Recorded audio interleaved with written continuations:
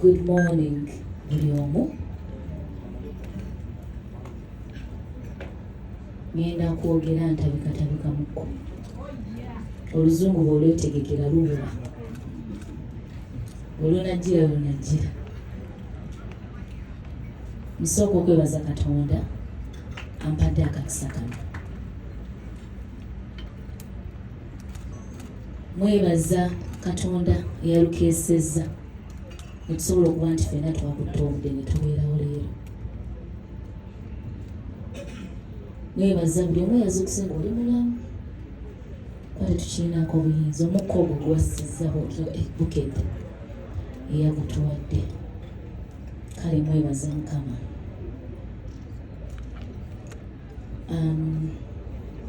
Abamawulire mwenna abali wano, mwenna buli omu kyakola, abakola ku TV, aba YouTubers, bloggers, different presenters, TV, radio. Banange nsiimye nnyo. Mwebale kukeera ne mbeerawo wano. Usually nsanga gundi eyo complaint eyo nti Rema bwe tuba tukwetaaga mu interviews tolabika. Oba ne munsanga oba ndi ku show ng'oba ya Spice oyo naakuyimiriza. Sooka otubuulire kino ne kiri. Naye ebiseera ebisinga mba siina kyakubagamba. Tekuba kwepanga oba kwematira. Naye mba sirina kyakubagamba at that particular time. Njagala nnyo n'enzija nga nina ensonga. Nga nina ensonga gye mbagamba ng'erimu amakulu. Era buli anyiigira out there mbawulira ne Eva amumanyi omukubira. Oyo tuba tumwetaaga ne tumufuna. Naye nga munansonyiwa mba sirina kyakubagamba at that particular time. Naye akaseera ke kano nina ekyokubagamba. Nina concert nga 23. Maze ebbanga nga neetegekera concert eno. For some reason, I even thought nyinza okuba nayo last year. Naye ng'ebintu ebyatambula nti opulaninga naye nga ne Katonda akola ki? Apulaninga. Mukama olunaku lwe yamanya nti likola concert lwali 23 February 2024. Nakoma okukola concert nga tebannatuggala. Ndoza zimu concert ezinasembayo wano before COVID. Naye ate nakyo nekyebaliza Mukama. Kubanga osobola okutegeka. Wakati awo wonna ssente osaasaanyiza. Ate ne bakugala nga tosobodde. Kale nno mwattu ebintu byonna eby'obulamu bwange abadde Katonda. Abasinga mundabye. Though abalabe bandabye nga Spice ne Pastor bandabye nga bo bato nga nze nkuze. Naye ate waliwo ne wana abandabye nga nange nkyali. Nga nkyali ddala. Banaye mbeebaza. When mbalabako I even get emotional. Kubanga olugendo mulumanyi. You've seen it all. It has been good. Nampa amaanyi to make those decisions. Ng'omwami eno gwe ntudde naye kumpi kwangambe nti andabanga nsalawo sinze Mukama yannyamba. Njagala okwebaza ba sponsors. Pepsi, Aquafina, mwebali nnyo. Thank you for trusting me with your brand. I'm glad to be associated with you guys. Mwebali nnyo mwebali ddala. ALLANCRUZ. Ate musimanyi. Munda z'obuwagizi munjagadde buli kimu. Buli kenjagala mune twalikoze bwe tuti mwali omugedere mutene ne mujja Bambi. Thank you so much. Thank you so much. Era ndowooza ne Daddy gyali akimanyi nti nsiimye nnyo. Thank you so much. Era omuŋŋambira engeri gy'ayise mu ggwe. Kati omuŋŋambira ngambe baby we yasiimye. Jude Color Solutions, thank you so much. Mutambudde nange ebbanga lyonna. Ate sinze nzekka, but every artist buli aleeta ne mujja mwebale kutwaniriza. Tukimanyi nti ku Jude tuba waka. Buli muntu yena every creative ali welcome mu Jude Color. Thank you so much. DSPA, the firefighters, mwebale. Abantu mulina okubalaga byemukola. Muzikiza emiriro. Naye obwa 23rd munaagusobola. Gugenda kukwata. Anti bagamba Sheraton will be on fire to ask for water. Rosa mujane bimotoka ebyo by'amazzi munatuyamba. Thank you.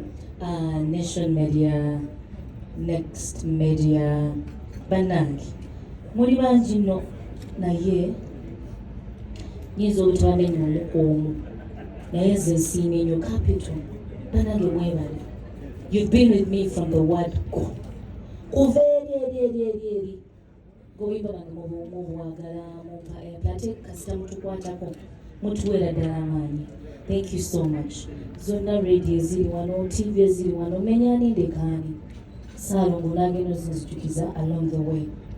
Naye nga eno si just concert. I take it as a journey. Waliwo yanambye wandikuzizza 10 years giba 10. Toyogerako mingi naawe. 10. Wandikuzizza wandikivudde 10 years of Rema. Naye kitwala nti nkyalinayo chance eyeyongere mu maaso. Tujja kifuula mu maaso awo bwala tukigeza ate. Naye nga tukizimbidde ebbanga njagala mumanye ebibadde nkola. Besides music, I want this concert to be an opportunity mumanye ng'omuntu. Because abasinga mumanyi nga Rema. But I want you to get to know me deeper. Kweno concert. Nina ebinja okwanveilinga on that day. Era nga mbasaba abafaani bange abalungi abanjagadde kuviira ddala eri gye natandikira. First concert yange gye nakola nizo okuba nayina ekinene nyimbanga oba zaali 3 zaali 6 netwolwa ne kuzaabala ne tuyimbayo kano ne tuyimbayo akooli kayimba tuyise bingi naye nga mbeebaza natuulawo ku Equatorial Parking nga nze nankankana olunaku olwo kwaliko n'omuyimbi omulala nga wamaanyi ningamba nze Namakula nzaani naye bannange bavunaanyizibwa bange munda z'omukwano mumbeereddewo. You've loved me unconditionally. Nze mbala mubeereyo osanga oli ng'akwagala ng'olukulaba Bambi n'akaba n'amaziga. Bannange nsiima mwebale nnyo mwebalire ddala mwebale kunjagala Rema mwebale kumbeererawo. Thank you so much. Ndoza na artists abazze wano Dani mwebale gulatebo mwebale kumbeera mwebale kunjagala. Thank you so much. Pastor wange omulungi munange weebale nkomaodde tuzanye ludo. Thank you Aziz, my producer. Tobalabula okimanyi gye tuliko. Thank you so much. Mickey, thank you. Thank you so much. Mwebale kubeerawo. My brothers. Storage. Muli bulungi. Mwebale kumbeereramu, mwebale kunjagala. Julio Pate tuddawa. Mugenda kumbuulira. Thank you. Bannange buli omu ali wano. Nsiimye nnyo, nsiimidde ddala. Ani gwe siyogeddeko 8 years. 8 years. Mwe simanyi ng'ezigenda kubeebazamba. Thank you so much. Maestro Band. Thank you so much, guys. If these people knew what we are cooking, sina ticket ziwedde nayo. Naye nga nina okukkiriza nti a lot is gonna happen. Bannange mugule ticket. Alibadde n'atera okuggwayo. Kuba we tuziteera ku points ez'enjawulo ze tugenda okwogerako. Mwami Kayimbaza Job agamba n'omukulu Edisendi tujja kuba tetuvudde ku Alibad nga tuddako wali ewalala. So I think tujumbire tufune tickets zaffe mu budde tutuule. It's gonna be an experience. Come, let's get to know each other. Come, let's have fun. Kino kye mbategekedde sikibategekerangako. Nange neetidde. Naye, thank you. Mukama wampeereza.